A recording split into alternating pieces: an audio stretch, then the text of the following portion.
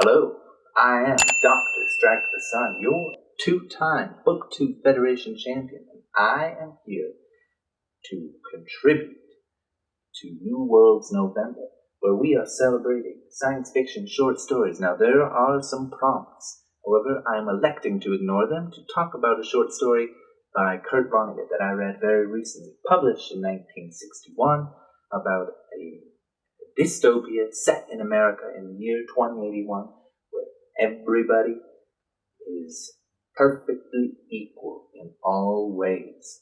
Now, only a cynic like Kurt Vonnegut could write a story like this. The amendments 211, 212, and 213 provide pure equality for all. Okay? We've got 60 years. Time is ticking. Let's get to work, okay? These amendments make sure that if you are too beautiful, too handsome, okay, you have to disfigure your face or wear a mask, alright? Now, perhaps you're too physically gifted. Well, you're gonna have to be weighed down by some heavy bags. Now, if you are too intelligent, you will have to have a little earpiece that blares loud noises every 20 seconds to make sure that you, my friend, are not having too many clever thoughts, okay? We cannot have that. You need to be average. Just like everyone else, perfectly equal. Can't be any more than that. All of this comes from the great efforts of the Handicapper General, Diana Moon Glampers, and her agents. All part of the United States government. Thank you. Okay? Now, of course, we've got Harrison Bergeron, our main character. The name of the story is named after him, okay? He does not want to follow this. He wants to rebel, okay? He is a 7-foot-tall freak of nature taken off of his handicaps, running around, calling himself emperor, causing all kinds of mayhem. The government feels that he is trying to overthrow them, so they want to get rid of him, okay? They want to catch him. Meanwhile, Hazel and George Bergeron, his parents, they are watching TV. Hazel has no handicaps, but his father has the earpiece because he's too intelligent, and the bags because he's too physically gifted, okay? His mother, nothing. She's crying, but she can't remember why. They're watching TV, which we'll get to. They're watching TV, watching some ballerinas struggle to perform because they've also got handicaps. Some of them have the earpieces, some of them have the heavy bags, some of them have this and that and everything else. Not to mention the musicians that are playing the music that they're dancing to, okay? It's a mess, alright? Now, all of a sudden, they see an image of their son on TV with horrible handicaps. As a little bit of a message, subconsciously, this will be what happens to you, my friends, if you don't follow along. Okay? Now, all of a sudden, after that display of horror, all these terrible handicaps, a disfigured face, all kinds of atrophied muscles and this and that, we see the young man himself going around, taking off the handicaps of the ballerinas and the musicians, telling the musicians what to play, dancing with the ballerinas.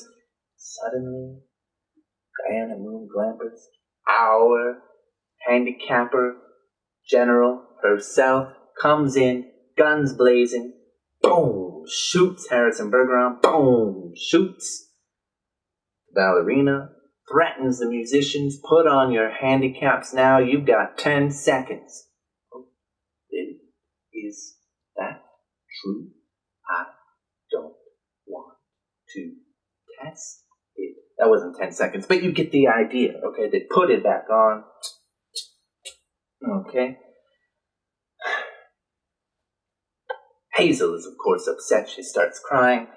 Suddenly, she can't remember why she was crying, so they go back to watching TV. Felt like a doozy, didn't it? Okay. Now, from what I can tell, the story is very much about the sedative quality of television. How it is keeping Hazel from remembering all these things that are sad that are happening. She sees her son shot by a government official. on national television. Okay, absolutely horrifying. But TV has a sedative quality, I suppose. Not only that, it has a constant presence in this story.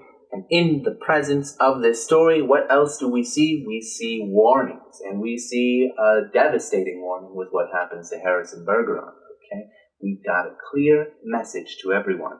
This is what will happen to you if you don't follow the laws. Okay? Everybody must be perfectly equal. Nobody can defy them. Okay. On top of that, we've got this idea of rebelling against such a rigid structure as well, and the futile efforts of that, I suppose. But we've also got this idea that you'll have to give up a lot of freedoms in a way, and you'll have to give up a lot of other things to make sure that everybody's equal. Isn't that just horrifying? Well, I have a lot of questions. What about the people who are below the average? Okay, we're trying to make everyone equal, but some people are just going to be so physically incapable or have some mental development problems. What about them? There's nobody to help them. It's just to bring people down, which I suppose, if you're really into Kurt Vonnegut, you might want to make some excuses and say that that's part of the point. We're dumbing everybody down, bringing the lowest common denominator as low as possible. However, I would like to counter-argue that Kurt Vonnegut is just not that imaginative, okay? He is a very cynical guy, alright? It could just be that I'm not in the mood to read something so cynical. I want to read something that makes me inspired about the future, like there is some kind of hope despite all this horror. But I've never really liked Kurt Vonnegut, so I don't know why I read this story. However, I'm also wondering, in what reality would a country want to dumb down its own people? Especially its most intelligent. In what reality? Doesn't make any sense. But of course, it's Kurt Vonnegut's story. And again, we have to be cynical and present a horrible future. And we can't possibly imagine a better future. No. Anyway, those are my main gripes with it. I'm wondering what country would ever do that. I mean, that'd be a literal brain drain. That people would just leave. Countries would be opening up opportunities. Please come to our country. You've got an intelligent mind. But also, I'm just not into the cynical outlook of Kurt Vonnegut. And I just think, really, what about the people down below can we... I'd like to make one more point about the story and why I don't like it, and that would be that this story has a wonderful way of completely ignoring things that actually keep people from being equal. Certainly, some people are more beautiful, and that can give them some kind of advantages. Some people are stronger or faster. Okay, yeah. Some people are more intelligent. Yes, these things exist. Why would the law focus on these things to make people equal? I suppose. I could just say that he lacks imagination again, but it would probably just look really bad. I know he's just making a point with exaggeration, but I also don't really like these stories about the individual and how important it is to have liberties and all that. Not to say that liberties aren't important and freedoms are not important, but just,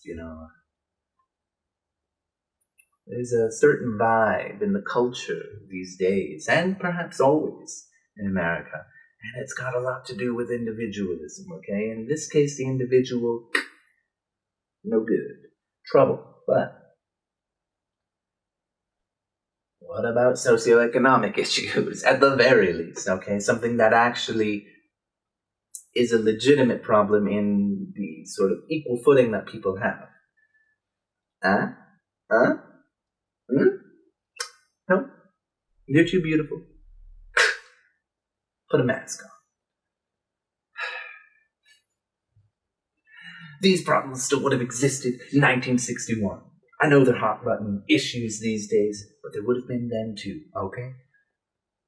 Ugh.